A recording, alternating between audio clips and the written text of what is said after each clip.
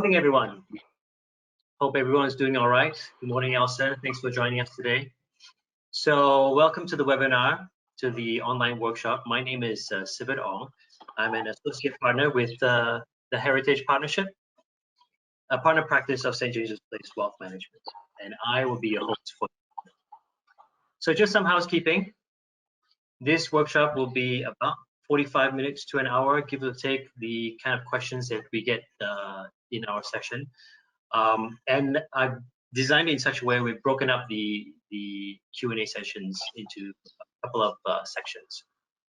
Do take note of the webinar communication slide just now, that this webinar is not meant to be taken as financial advice. It's only meant to be general in nature. So today's theme is the journey to FIRE made possible. And in the next 45 minutes, we will discuss ways we can navigate through the many unknowns that can be put on a strain on our plans and our financial freedom, or the plan for financial freedom, especially in the face of today's pandemic.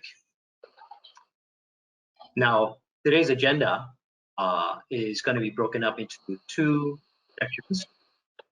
One section where I cover the journey to FIRE, financial independence, retirement early, and the next section where we cover the investment proposition, and Elson's going to be covering it. Now, do take note that at any time when you have any questions for us in any of the sections, just feel free to put that into the question tab on the panel on the right side of your screen. And then we'll pick up those questions. We might pick it up during the workshop or at the designated Q&A section. Now, just to introduce ourselves.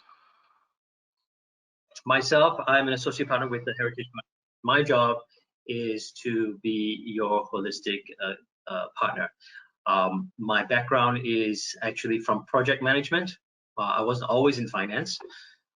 And I used to run projects for different companies in a couple of $1 million to $500,000. And it's about project management, right, at that time. I do have experience running my own businesses as well in the past.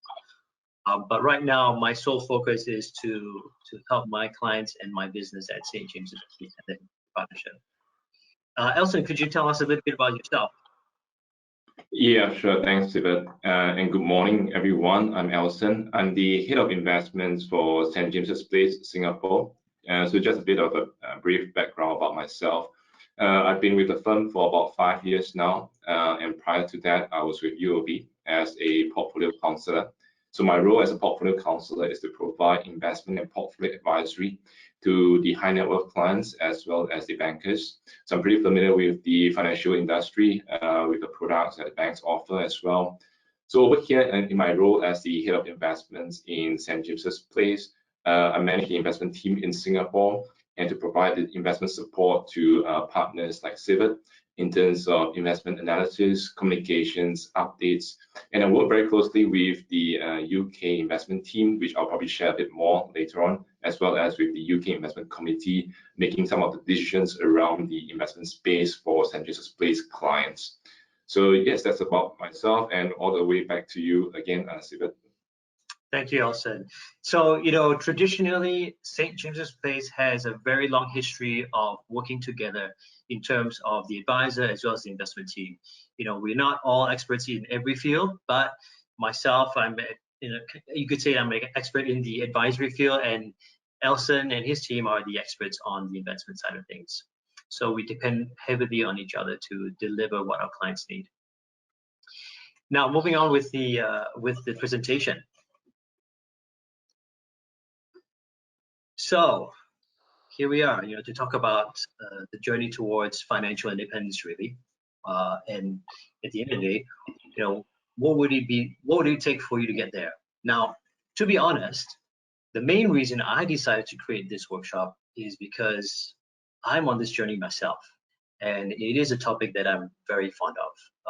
I think that unfortunately in our school system, it's something that we don't learn.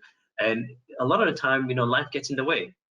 Now, I checked out what the meaning of FIRE really stands for in terms of from Investopedia. And that is to say that FIRE, or Financial Independence Retire Early, is actually a movement dedicated to a program of extreme savings and investment that allows proponents to retire far earlier than traditional budgets and retirement plans would allow. Now, that's from Investopedia. And I guess that's why I'm actually doing this, because I did try to do this myself, and to be quite fair, I failed quite miserably. I tried to put an extreme savings plan together and basically failed. Quite frankly, I've done the same. I've kind of tried to advise people to do the same thing as well, and that kind of failed too, right? So plans have to change. The truth is that while some people are able to succeed with extreme savings methods, and that would involve depriving themselves of the joys of life for some people decades, right? The plan would actually take quite a long time. I came to a conclusion that it doesn't really have to be that way, right? As long as you have a good plan in place, the question is, what would it take for you to get there? And I think it's bespoke for each individual, whether it's an individual or a family unit. The process is actually very similar, right? Now, in this climate and in this scenario, a lot of the time we always have to start with what we don't know, right? And we don't know what we don't know. So I guess my job today in the next few slides is to kind of give you a glimpse of what to get you thinking about a few things while we go through this webinar. So some of these questions that come to mind, you might think that they're general in nature, but they are very pertinent questions. How long will you live? A lot of people come to me when I talk to them. They give me a far lower number than what I've been seeing and what you should be expecting. Will I remain healthy? It's another great question, right? Have you taken that into consideration? Now, how much will inflation erode my spending power? Another good question, right? What will interest rates do in the future? What will equity markets do in the future? And to be honest, the list of questions goes on and on and on. And it's just good to think about those things, right? To see how many things that we actually need to take into consideration when planning for FIRE. So when it comes to life expectancy, we have charts, right? As mentioned just now, most of the time I get a lot of people saying, oh, I probably won't live beyond 80 or 75.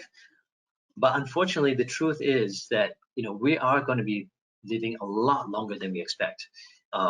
Just to rattle off some statistics from other sources than the one that you see on screen right now, 50% of Singaporeans are actually going to be living longer than 83 years old, right? And that means that most of us, right, can expect to see, or at least half of us can expect to see, a time where we are living beyond 80 years old. In fact, it's beyond 83 years old. And not just that, but the trend is actually people are living so much longer that they're living to 100 years old, right?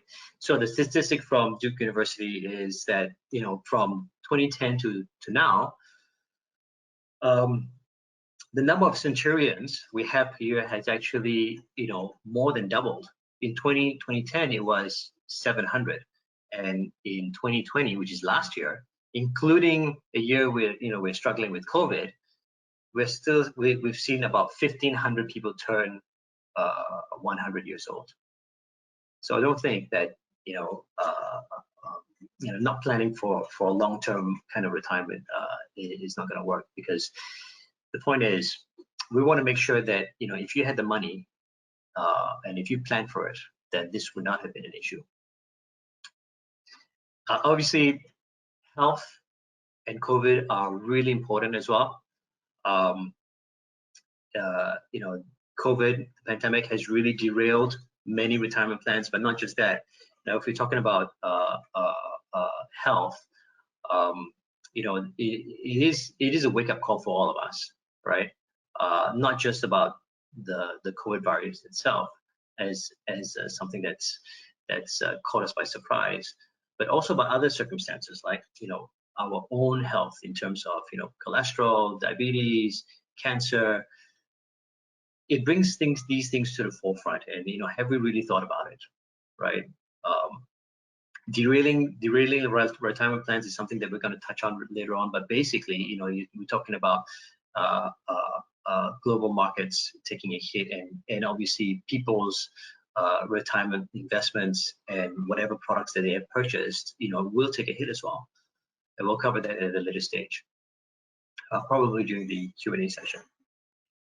So the point is something that we need to take into consideration. Living costs. You know, another point to note really is, you know, from the statistics that we had last year, living costs, pressure for financial planning, pressure from to support families financially are two of the highest proponents that prevents a lot of people from saving more than they would think.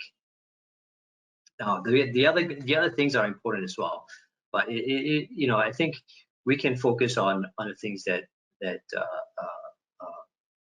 cause people the most trouble, right?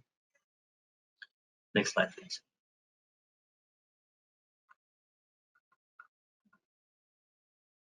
So we have a poll, and if you guys can just quickly click on the poll. The question is, what are the biggest challenges to retirement planning? Lack of planning, lack of knowledge, lack of market volatility, tight budget, lack of accountability. These are all general in nature. You can actually select more than one if you wanted to. Let's give it a few seconds to see how we can do that. Oh, wow, okay, so I think, yeah, we can close the poll now.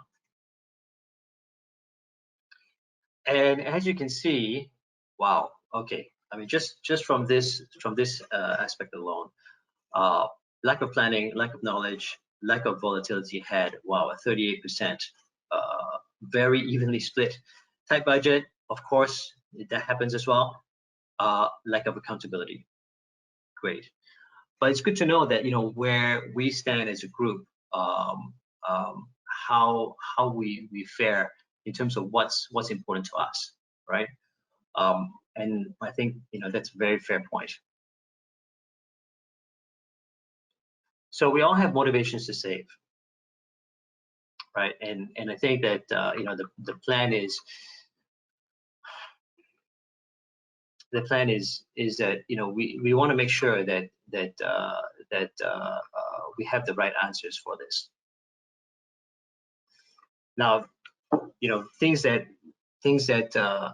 we save for: retirement planning, children's education, or even retiring early, or even for holidays. The problem isn't what we're doing, you know, how we're saving, why we're saving for it. The important thing is why we're saving. So we should know, right? We all know that we need to save, but holidays in retirement are a good reason to invest. But why would you want to hold? But the reason is why. The question is why. You know, we want to provide for our kids, but why do we want to provide for our kids?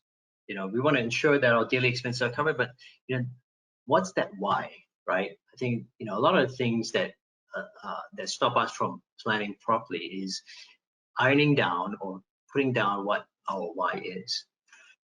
And just to give you an example, what my why is, right? And, you know, what I want to do. You know, the reason why I'm on this journey is all of those reasons as well. But one of my dreams is really to become a touring golf pro. You know, when I was young, I was actually really good at golf, but I never got the opportunity to play, or I turned down the opportunity to play. So I came up with a plan as to, one of my dreams is, when I turn 60 years old, I want to become a touring pro, on the senior tour. It's definitely a lofty dream, and I don't expect to be a top player or anything like that, but I'd like to see whether I can make it. And whether I make it or not actually isn't important. The important thing is I know what I want to do. I know why I'm doing it, and that's why I'm putting aside my money to make sure that by the time I'm 60 years old, I can fund myself and I don't need to depend on winning a tournament to survive, so that I can fulfill my own dream. Whatever my passion is, that's what I want to do, and that's what I want to see for all of my clients. Next slide, please. So, top of the list here, I put procrastination, right? Because this is something that came up for me. When I wanted to do something, things always got in the way. I always put something else first. And until I had my why, I didn't really realize why I kept putting things off. Lack of time, market volatility, lack of planning, lack of knowledge. Again, lack of planning. These are all good reasons why we don't take action.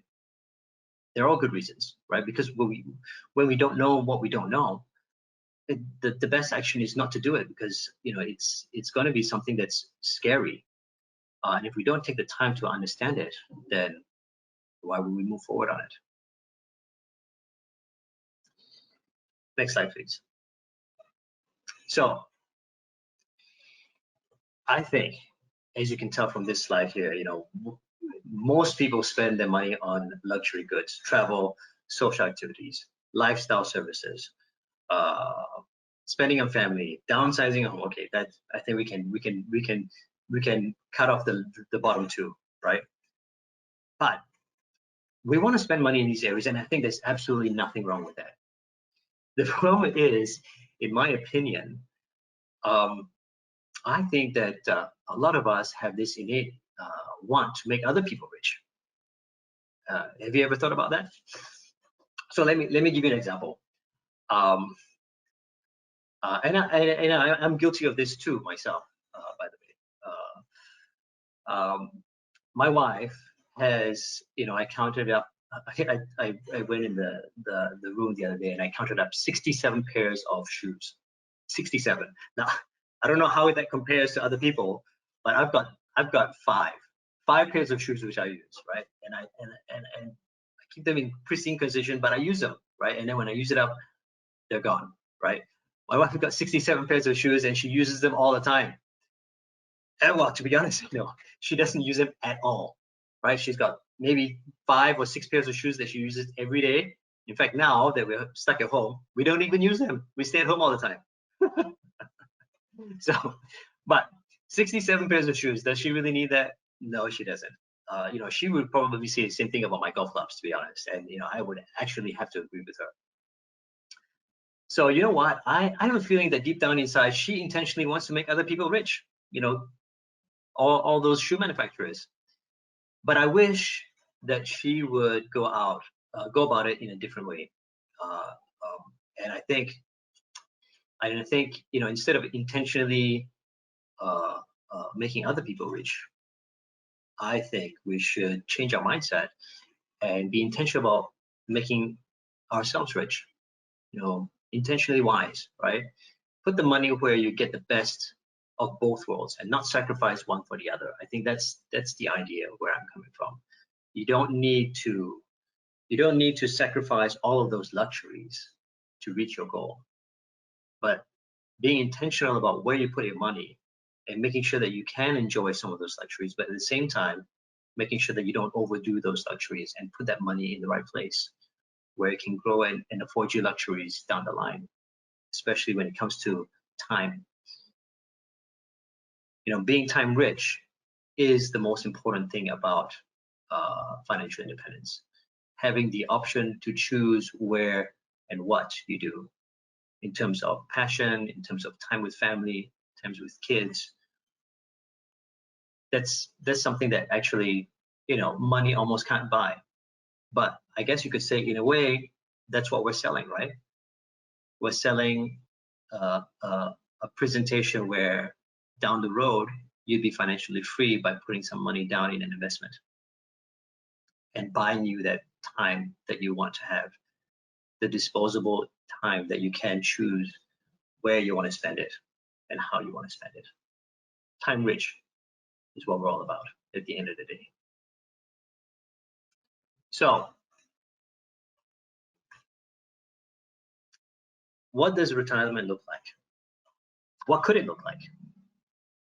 And I've come up with just a little bit of a numbers case study.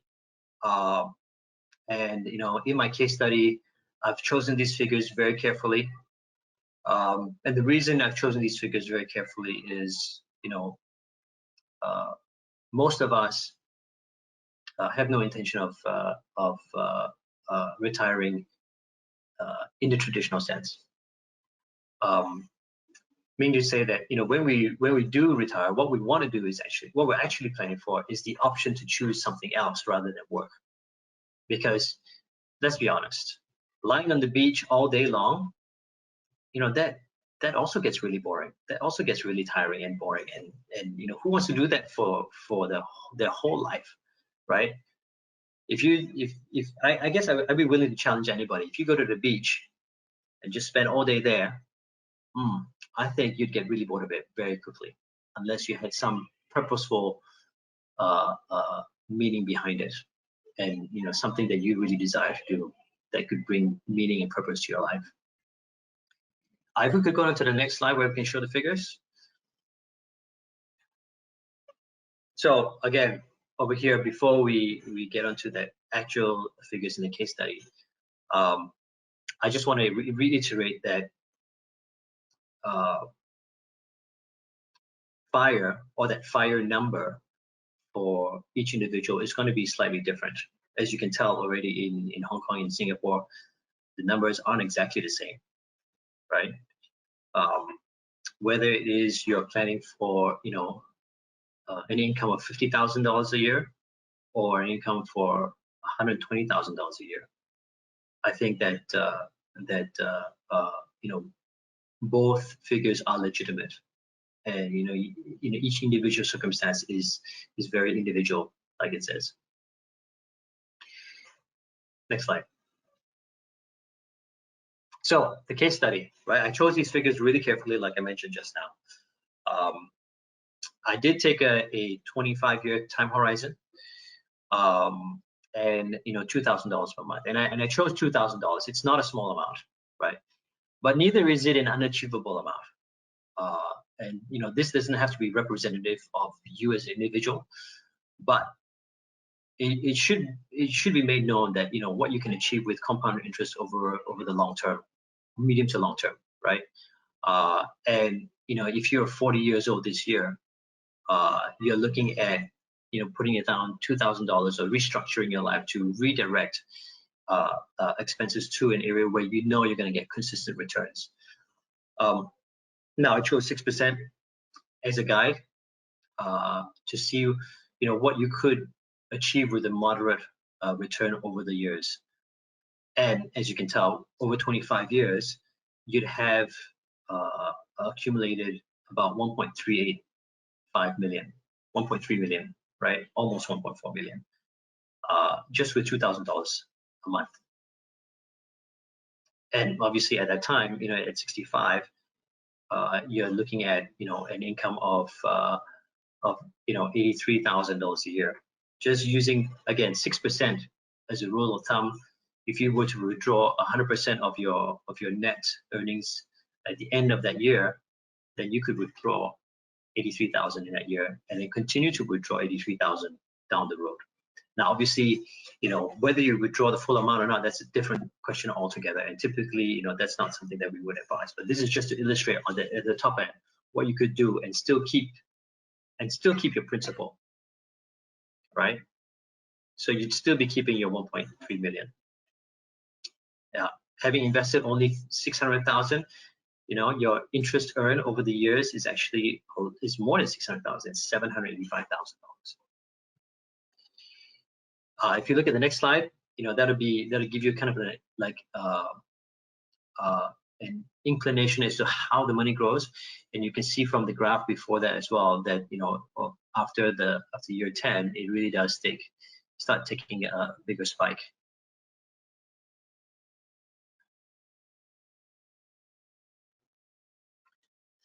So, in terms of how we get you there, right? There's just so many considerations to take note of, right? And I think that working with an advisor that's trained, has a life experience, has the combined knowledge of an astute firm can help you to get there, right? Taking into consideration, all the different facets of an individual's life, and taking off that responsibility to think of everything themselves, where we could come in and help you to do that. I think the important thing is that we want to make sure, as an advisor, my role is really to act as an accountability partner. It's not there. I'm not here to tell you exactly what to do, but I am there to help provide a bird's eye view of your financial world. And we are there to help create a plan that's suitable for you, and a plan that isn't going to be difficult to take action on. Well, and the point is, how are you going to navigate through life, right? A lot of the time, we deal with these things all the time, and in many different circumstances, with many different individuals. Life does throw curveballs, and as you can tell with COVID-19, I've had to restructure a lot of things for my clients. And typically, how I work is with a select, monitor, change process. And that is, we select a plan, we work together to select a plan to identify how we can reach your goal. My job is to keep you on track. We monitor that plan on a regular basis to review it, and based on that, on the advice that we give you, we'll make those changes when needed or if needed, or no change at all, maybe at many times, right? So with that, that's actually the end of my presentation. And I'd like to open up to the Q&A.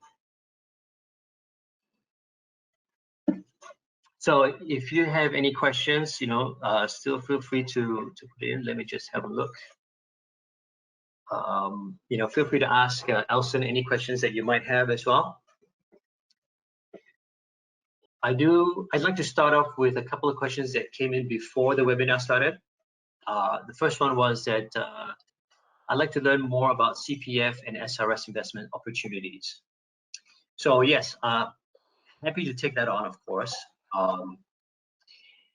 In terms of CPF and SRS, those actually are webinars of their own. So I guess maybe what I can do is give you a brief understanding of how we work with CPF and SRS for local clients, and that is, we always use CPF as a base for our clients, and from that base we identify what their projected income is from CPF, and how we can use that to leverage in terms of making sure that they, whether it is investing their OA account or not. And typically, when it comes to the OA, we never invest. Sorry, when it comes to the special account, we never invest our client's special account, because as Elson can probably elaborate, the CPF SA has a very high guaranteed income. Now, with SRS is actually a efficiency tool. And it's an encouragement from the government that will help you it's going to encourage you to invest for retirement by giving you tax deferred payments. So you can take advantage of that by investing, and you'd get a tax rebate or tax deferred rebate at the end of the day, you can optimize it to a point where when you retire, as long as you don't have any taxable income, you can actually withdraw the lump sum from SRS totally tax-free.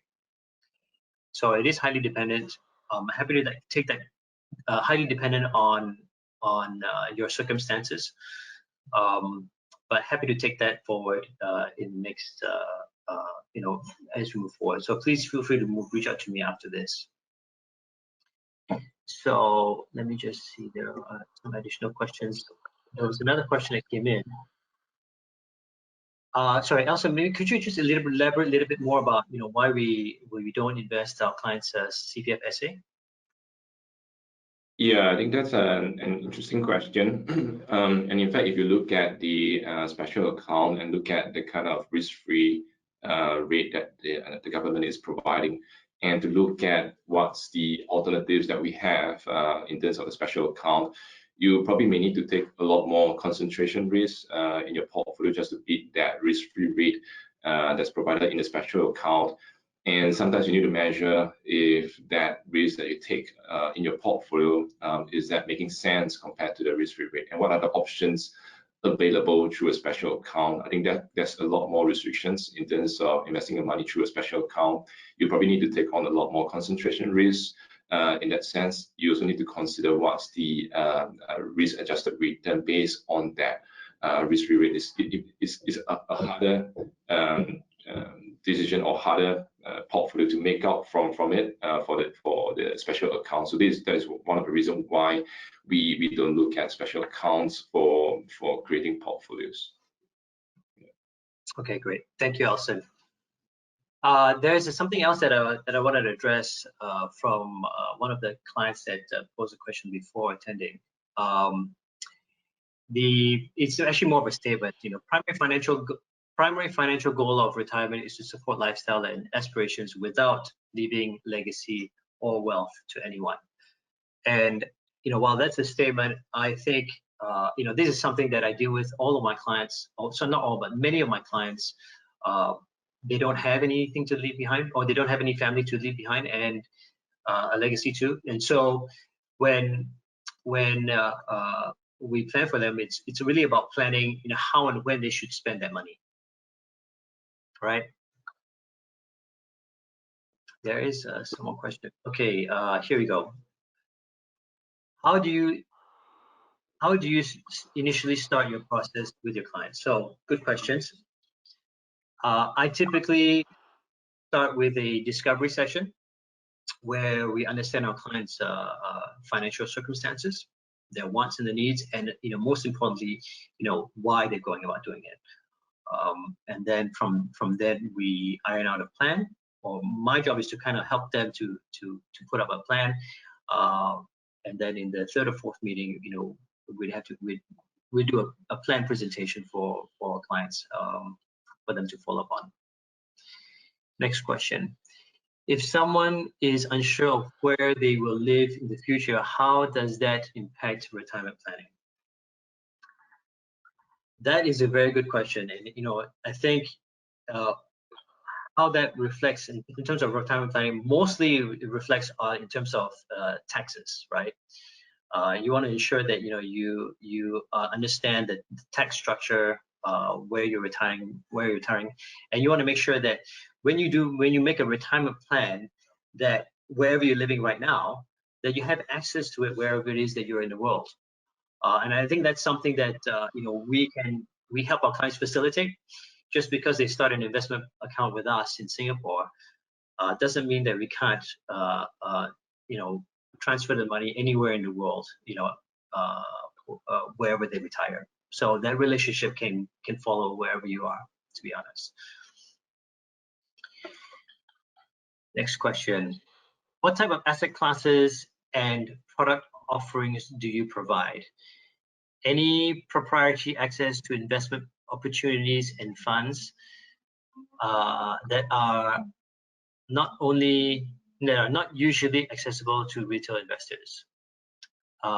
Tier 1 private equity. Elson, can you take this one? Yeah, sure. And in fact, I'm going to cover some of these questions in my presentation, talking about what St. James's Place does in terms of investments for our clients or investors. But in a nutshell, what I can actually offer in terms of a generic overview of what we do in St. James's Place is very much a manager of managers, and how we actually help our clients with additional layer of risk management for our clients. And in fact, some of this structure may not be really available to retail clients in some sense, but you get exposure, or you can get access to it through St. James's Place. So I think I can share a bit more later during my presentation, if that's okay. Great. One last question. Banks often recommend getting loan to leverage to buy into investments for better ROI. What's your view? I do have a view in this. Elson, do you have a view on this first, maybe? Yeah, I think that can be something that we should be conscious of. I think what's the purpose? I think we should ask ourselves, what's the purpose of doing so? What kind of additional risks are we going into? Do we understand the risk of what happens when interest rates goes up? What happens if your investments that you leverage on goes down in value? Are you able to take the additional risk in terms of topping up cash when a margin call happens, and things like that? I think these are the things that you need to consider as an investor to understand the risk behind it before you even think about that. I think it's better to not leverage, but of course, individual clients will have different needs to do so. But of course, it's subject to a separate or personalized conversation around that area as well. Yeah. Just to add on to that, Elson, it's not that we don't offer leverage. Leverage is something that we can do, of course. However, our role as wealth managers isn't to maximally grow your income, right? It is to maximally keep it safe and grow it at the same time. Leveraging is definitely a double-edged sword. Just in the last pandemic, the last year's crisis, and the 07 crisis, 08 crisis, I know a lot of people that have been burned very badly just because they took the wrong risk. And so the question is, at the end of the day, do you need to take leverage to reach your goal? And more often than not, the answer is no, you don't. So it's more of a question of want to leverage rather than the need for it. Like Elson said, it's a very personal thing. We're open to having that discussion. We typically, like I said, are very careful when treading on asking our clients to leverage, because it is a double-edged sword for us too. Ensuring that our clients keep the reputation that we are a company that's going to keep your investment safe and growing consistently for the long term. So that's important to us, from a company standpoint. So we want to make sure that when a client does choose to leverage, and typically it is a client that chooses to leverage, that we've done our due diligence to cross those T's, dot those I's, to make sure that client is suitable for it. All right, so that's the end of my section. Let's quickly go into to your section, Elson. Yeah, thanks, Sivert, and yeah, thanks for all the interesting sharing as well. I think it's great to hear some of your stories from my end as well. I think for me, I think I've got only probably about 10-15 minutes to share a bit more on the St. James's Place investment management approach. So what I'll do is to share a bit more about St. James's Place approach to investing, followed by a few key principles that we should be looking at when we invest our money. So on that front, I'll start off with the approach that we do in St. James's Place. So basically, St. James's Place, we have our own funds and we manage our own funds. But what we do differently is that we actually engage third-party fund managers to manage our funds with our own mandate, our own objective, which means St. James's Place set the mandate, we set the objective, the parameters of how the fund should be invested, and then we engage the most suitable and the best managers out there in the market without any restrictions to then manage our funds accordingly. So there's a lot of, so the funds under management under St. James's Place is more than 100 billion sterling. Right now it's about 130 billion sterling, and with that we have a lot of bargaining tool or bargaining power to get fund managers to manage our funds accordingly. And managers are always knocking on our doors to make sure that they have a chance to manage our funds as well. So with that, what we have in this process is a very clear and proper selection process in terms of finding the right managers, the best managers out there. And there's no restrictions on where they come from. They can be based in the US, they can be based in UK, based in Europe, based in Asia. No matter where they are, as long as they're the best in their field, we are able to engage them and to get them to manage our funds accordingly. And the selection process is very much done by an investment committee. It's not done by myself or my team. It's done by a big team of analysts through the investment committee with the support of independent consultants as well. So that's a very robust selection process, which I'm going to share a bit more later on with some examples. And in terms of monitoring, the investment committee, alongside the investment team and the independent consultants in both the UK and Asia, will do a robust monitoring on the managers themselves. So we actually engage the managers on a regular basis to make sure that they are following our mandates properly, they are performing properly in terms of how we expect them to do so as well. And in terms of change, we are able to change managers as and when we want to at no cost to the investors or clients. So we can actually make a decision to change a manager due to several reasons. It could be due to the fact that the manager is going to retire, or the manager is not performing to what we expect him or her to do so. It could be a change in his or her team, and that environment is not suitable for the manager to manage our funds anymore. Or it could be the case whereby we change our mandate or we change our objective of the fund, and we deem the manager to be not suitable for us to continue to engage going forward. So what does it mean to you as an investor or client by investing through St. James's Place? Is very much down to you leaving that investment expertise to St. James's Place. We have a strong track record in terms of managing the managers, in terms of selection of managers as well. So you leave that to us to actually manage accordingly. So on the next slide is actually a overview of the investment committee and how we actually look at selection of managers and how we monitor them accordingly. So as you can see from this diagram itself, the investment committee is split into 4 different asset classes. One is focusing purely on equities, and the other one is on what we call diversifying liquids, which includes bonds and liquid alternatives, followed by illiquid assets, such as some private assets or some of them into properties as well. And then the last investment committee is the asset allocation committee, which focus a lot on the portfolio asset allocation for our clients to make sure that the asset allocation is in line with the client's risk profile and is in line to help the clients reach their financial objective over the longer term. And you can see on this slide itself that there are 713 fund manager monitoring meetings that were conducted in the UK and overseas in year 2020 itself. So if you work out the numbers, it's probably about 2 meetings every day, including weekends, just to simplify things here. So that's a lot of manager monitoring meetings that we conducted to ensure that the managers are in line with what we expect them to do so. So on the next slide that we have, it shows the various fund managers that we have or we are engaging right now through our funds, and you can see a wide range of managers here that are managing our funds. And some of those names could be very familiar to you. You could see names like BlackRock, Schroders, which are familiar names to you as an investor.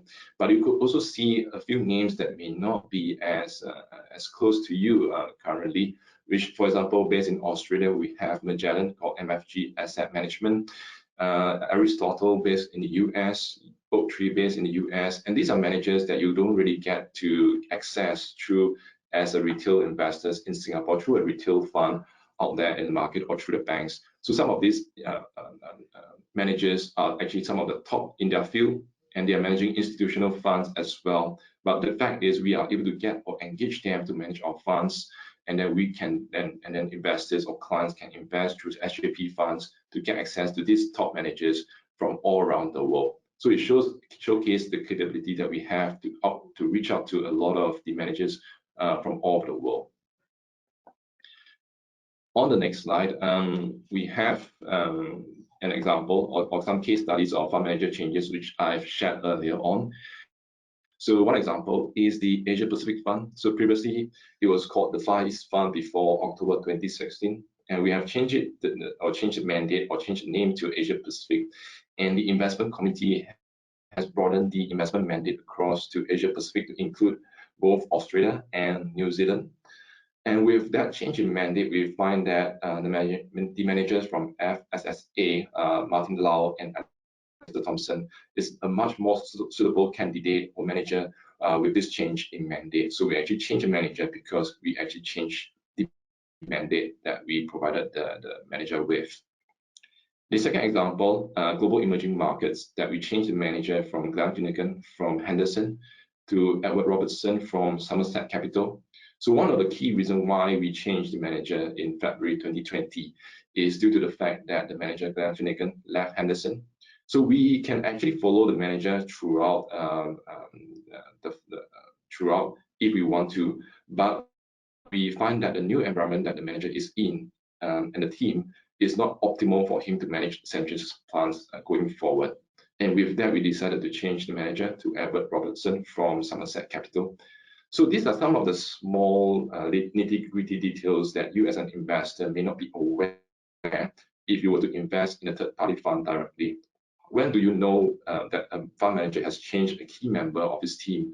Or when do you know that a fund manager is no longer in the right mindset to manage his funds going forward? So these are some of the qualitative elements that you as an investor may not get access to through a retail fund, but through St. James's Place, where we have a robust monitoring process, we are able to manage some of that risk for you as an investor. On the next slide, it basically shows the kind of different asset classes that we have in terms of fund range that we have in St. James's Place, just to answer the question earlier on through Sivert. So if you look at it here, we can actually have access to, in terms of fund range, we have access to some of the government bonds. We have global corporate bonds as well, including investment grade and global high yield. We have some of the mixed asset funds as well, and also UK equities. And you can see that it's all being managed by various or different managers from all over the world. And on the next slide, is an example of the range of managers that we have for the global equities fund space. So includes international equity, global managed, worldwide income, global value, and global quality as well. And you can see that some of these funds are actually multi-manager funds from various fund houses. On the next slide will be the list of funds which are of higher risk in nature, or probably more regional or country specific. So looking at funds like Greater European, North American, Japan, Asia Pacific, as well as global smaller companies, emerging markets fund as well. So these are some examples of the various asset classes that we have through our fund range. On the next slide,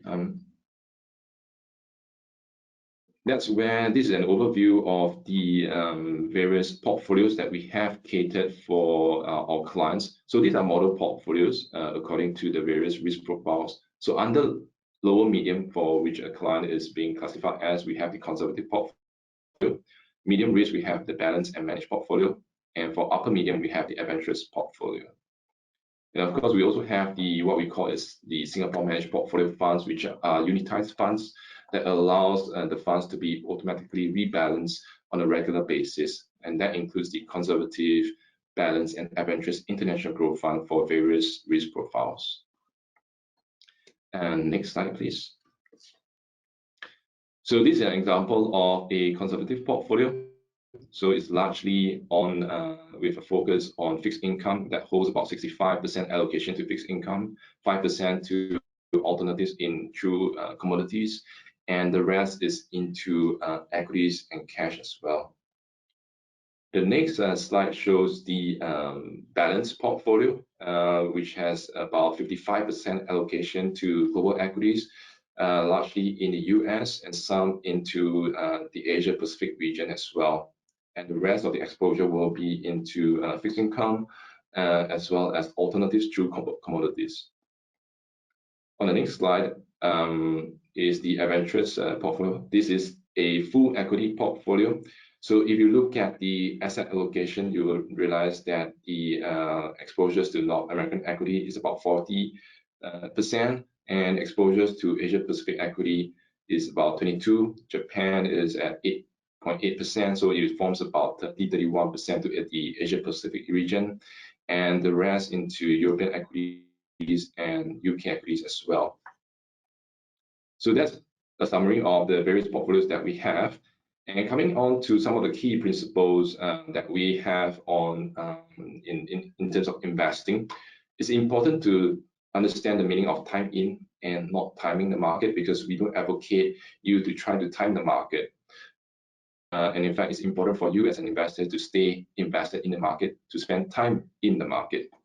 So what I have here is a chart that shows the cumulative returns of the equity market versus the daily returns of the equity markets. So the red line shows the cumulative returns over the years since 1990, and then the blue line that shows the fluctuations of daily market return on a daily basis over the years. So you notice that on a single day, markets can move up to 12% positively, or can go down to -8 or 10% where markets are really down. And these are the kind of big fluctuations that we can see on a daily basis, on a short-term basis. But if you look at it on a longer term, when you invest your money and stay invested throughout, you notice that that volatility actually reduces by a big extent. So it's important that when we invest, or as an investor, we must ensure that we set ourselves to have a long-term investment horizon, so that with that, volatility can be much better managed. On the next slide,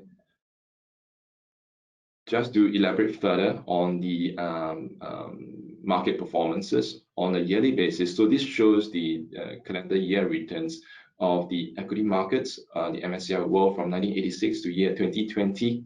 So you can see that on this chart itself, the blue bars represent the positive years, the positive calendar years in the market, while the red bars actually shows the negative years on a calendar year basis. So you notice that there's a trend here. It shows that the number of positive calendar years actually outnumber the number of negative years in the market. So basically, most of the time markets are positive. And one interesting thing that I want to highlight is the gray dots that you probably would see on the chart itself. That actually shows the maximum yearly drawdown, or the maximum peak to trough movement of the markets. So if I were to bring your attention to year 2009, it shows that the market has a big drawdown of -23% in that single year itself. But at the end of the year, the markets actually turned positive at +27%, and that sounds very familiar to what we have experienced in year 2020 as well. So that goes to say that there will be market drawdowns, there will be market volatility throughout, day in, day out, throughout the years. But it's important that we look at it for a longer term, and make sure that we ride out through this market volatility by focusing on our long-term investment objective. And that is why time in and not timing matters. On the next slide, just an example as well. This actually shows you a common behavior from the common investor. So what I have highlighted here is that common investors tends to sell low and buy high. So what does this mean? So what I have here is actually a chart that shows the fund flows of the market, and also what happens to the equity markets in general. So as you can see here on the areas which I've circled, when markets are down, the fund flows are also negative, which means that investors are actually selling out of the market, selling out of their investments when markets are down. So this brings down to the point whereby it's what we call in terms of behavior finance, is called the loss aversion bias, whereby the loss of losing money is twice as much as the joy of the same size gain. And clients or investors get a lot more emotional when markets are down, and they tend to make the wrong decisions when it comes to investing when markets are down.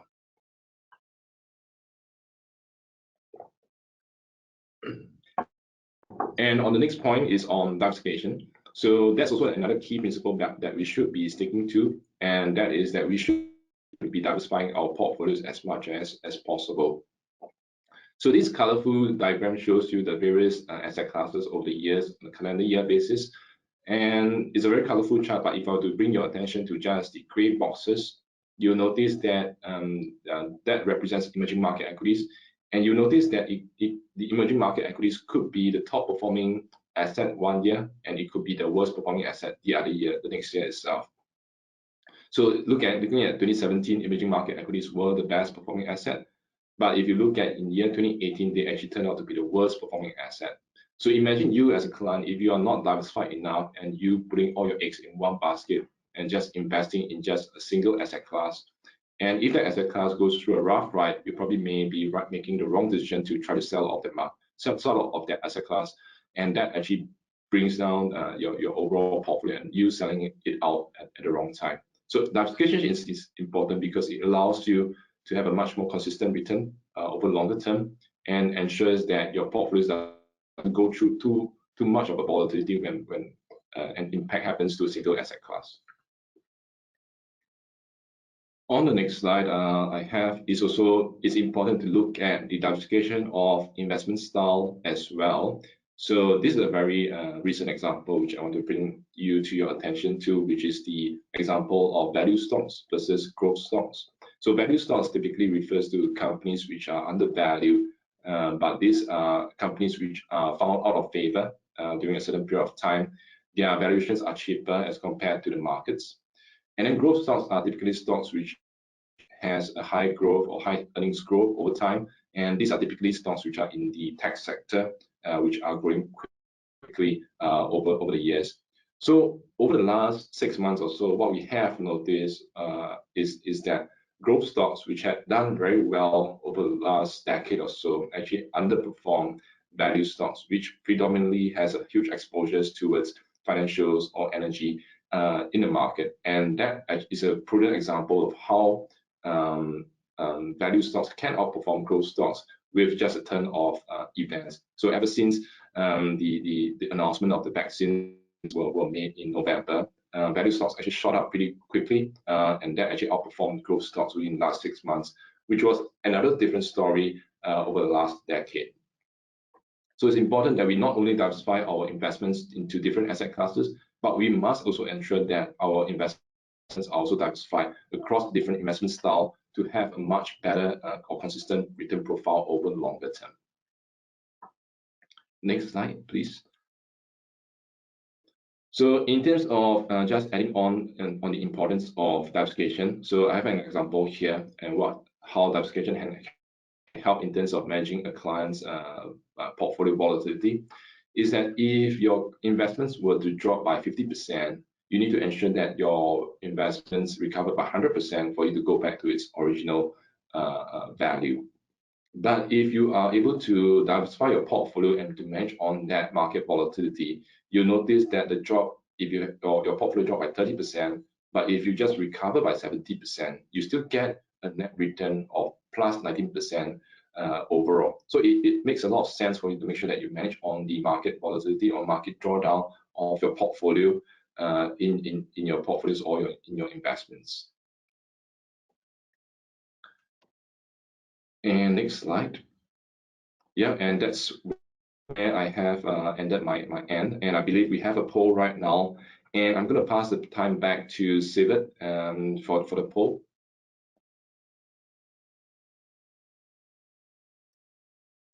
Thank you, Elson, for that presentation. So if I could get everyone's assistance to just help us with the questionnaire. Are you confident to manage your own investments and be involved in the execution of the plan? Select one of the 3 answers.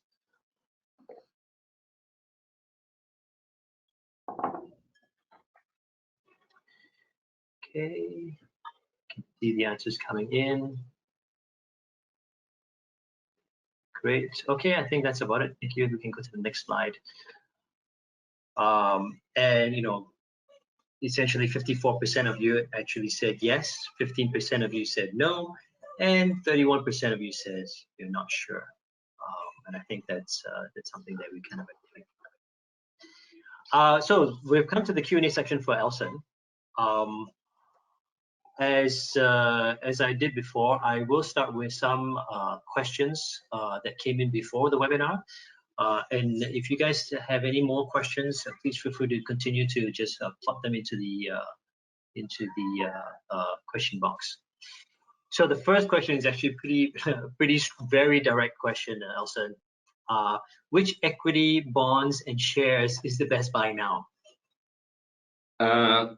Okay, I think that's a very direct and also a very tricky question, to be honest. So one thing to highlight is that I think the best person to address this question would be the fund manager, because the fund manager will be the one who's doing their work on a daily basis with a strong team to know which stocks or which bonds to put in their portfolio.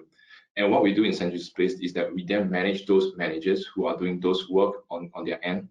And it's important that when we look at a single stock or single company, it's important that whoever is making that decision has a strong or robust process to understand the companies, not just on paper, on their balance sheet, but also on a qualitative basis as well. How well is their governance structure in there? How well are they treating their employees? How well are they in terms of creating an economic moat around their business model? So these are some of the qualitative analysis that a lot of investors out there wouldn't get access to unless you get to invest or to interview or to have that interaction with their CEO or their CFO on a regular basis to understand that really clearly. So that is the job of a fund manager in that sense. And in terms of, I also want to bring up one point when that question arises, because it speaks a lot about the importance of diversification. Because if you look at a single stock or single a bond that you're going to invest in, there's a lot of concentration risk just by looking at a single stock. And we want to make sure that our books, our portfolios are well diversified, because if a single stock can move 40–50% within a few weeks when markets are down, then you need to have a much bigger or longer or better runway to recover when in those kind of scenarios. So I encourage investors to not just look at a single stock, but to look at a portfolio of a well-diversified pot of stocks or bonds within their portfolios, and ensuring that it's in line with their risk profile and their financial objective over the long term. So these are some of the considerations that investors should always look out for, and not just thinking about what's the best pick of the stock right now, because markets can turn very quickly.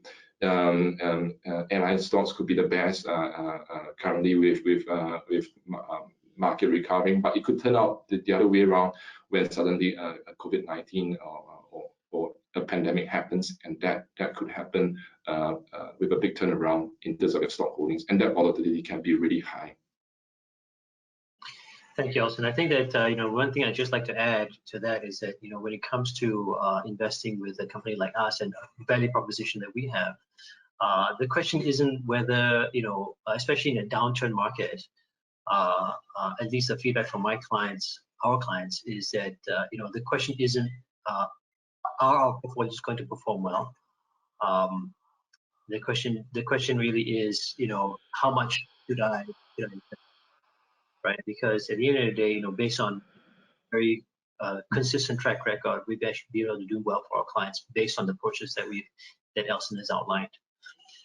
And I think that many of my clients would have not year have been burned. Not to say that buying your own equities is the wrong thing to do. I think if you know what you're doing, you should definitely do that. Many of my clients, our clients, actually still do that. So we're not here to replace, we're here to complement. Yeah. Sorry, there's another question. There's a few more questions that just came in. In such a low interest rate environment, would there be concerns in terms of getting income? Yeah, I think that's also a very interesting question as well. If we look at it from a low interest rate environment, I think the key thing is to look at your cash holdings. What is the return that your cash holdings is going to get? Definitely, I think the impact is pretty big in terms of the interest they're going to get just by sticking in cash. So that's the first consideration that any investor should have in terms of how much interest are they getting through their cash holdings, and how to make their money work a lot harder for them. I think that's the first consideration that investors should look at. And the question in terms of concerns on getting income, I think we need to really review that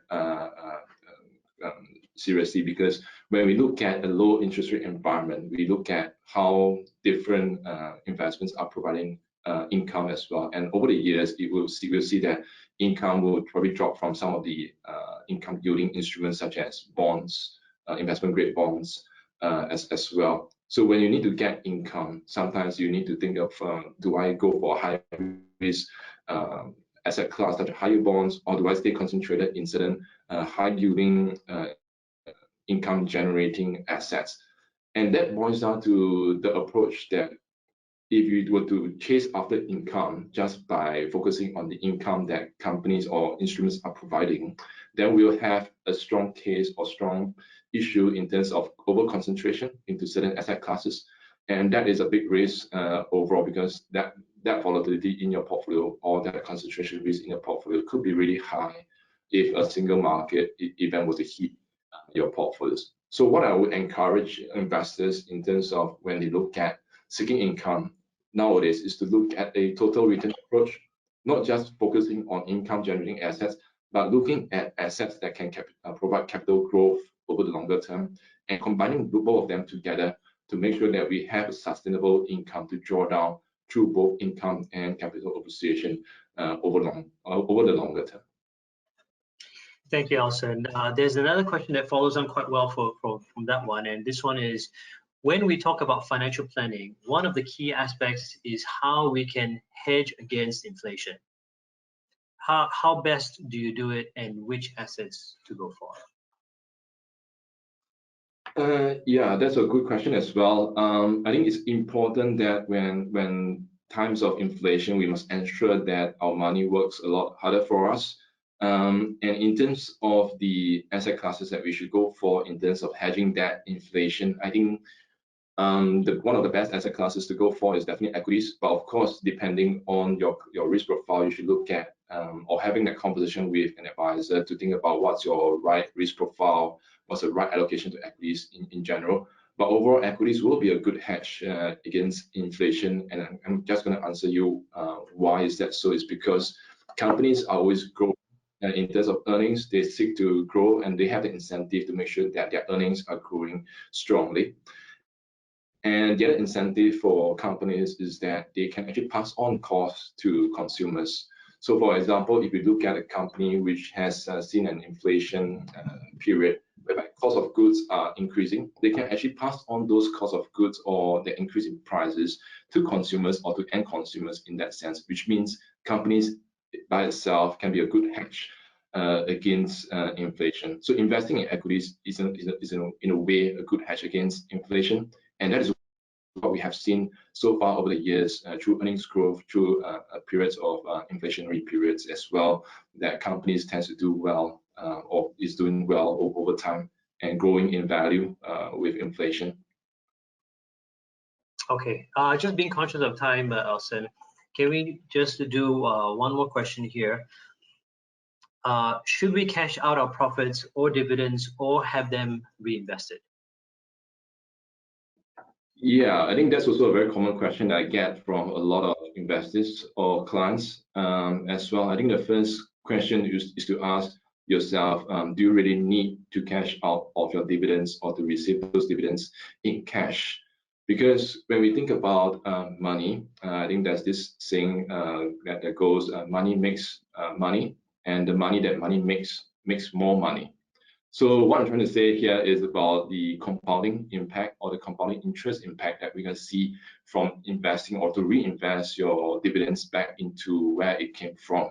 So that's important because it allows you to grow from what you have and from what you have earned, and further growing that big pool together to compound that returns over the longer term. So if you were to look at longer term, 10, 20 years, 25 years down the road, if you are able to compound some of those interests or dividends over longer term, you are actually going to reach your goals a lot more faster as compared to you keeping those dividends in cash when you don't really need them.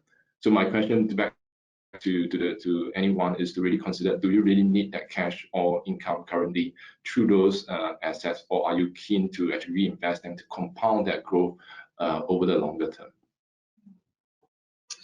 Okay, well, thank you very much, Elson, for sharing. And I just want to be conscious of time to get through the last few slides. We're going to go straight to the summary.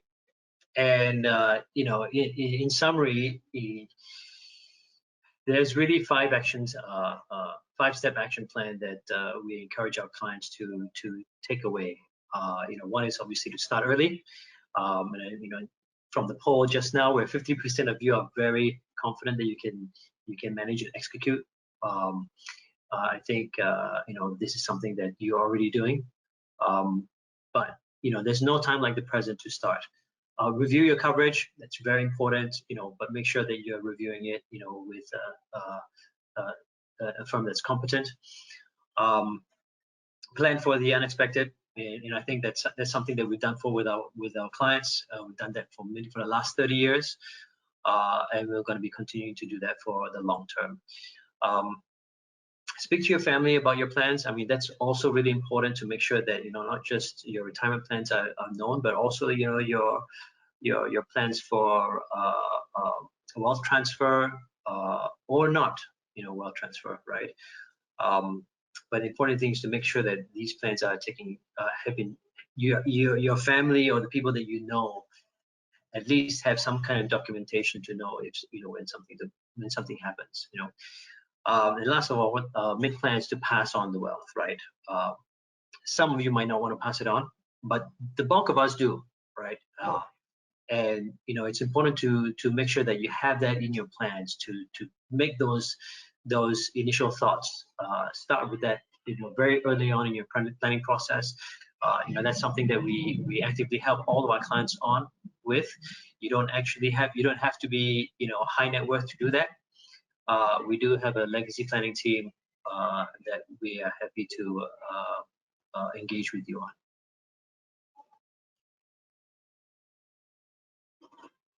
So the last poll of the day: which of the following areas would you need guidance on? Just to give us an overview, feel free to click on more than one application. Let's give it about 30 seconds or so for people to just click in. For myself, most of the time I'm getting people who really want to do retirement planning. Investment and tax planning is also a very, very common occurrence for us.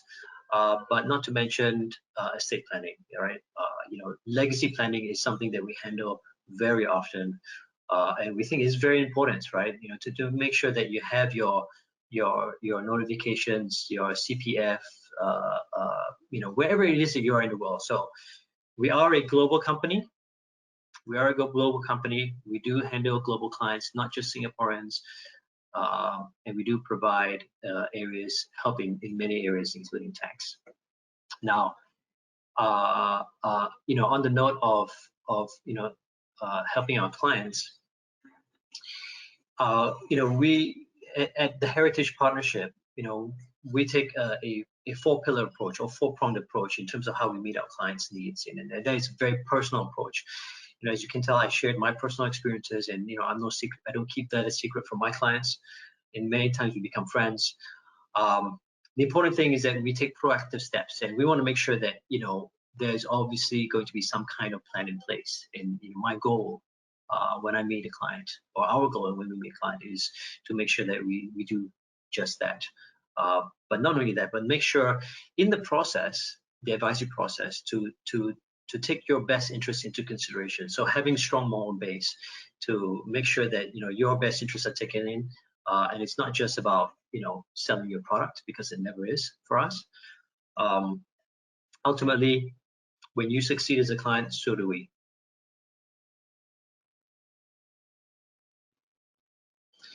And last but not least, I think a lot of you might not have heard of St. James's Place before. And if you're already a client, I know some of you are already clients of us, and thank you for attending. But St. James's Place isn't a small company. We've got market capitalization of over 13 billion Singapore dollars. We're located in Asia, so Hong Kong, Singapore, and China, as well as the UK. We serve a global network of clients, spanning over 800,000. and we've got over $250 billion Singapore dollars under management. So the reason for our success is in the strategy that we've outlined today, where we've taken that two-pronged approach in terms of having the investment team manage the client's investments, and my role as an advisor to take your best interest into consideration, and we do that with an advice guarantee, right?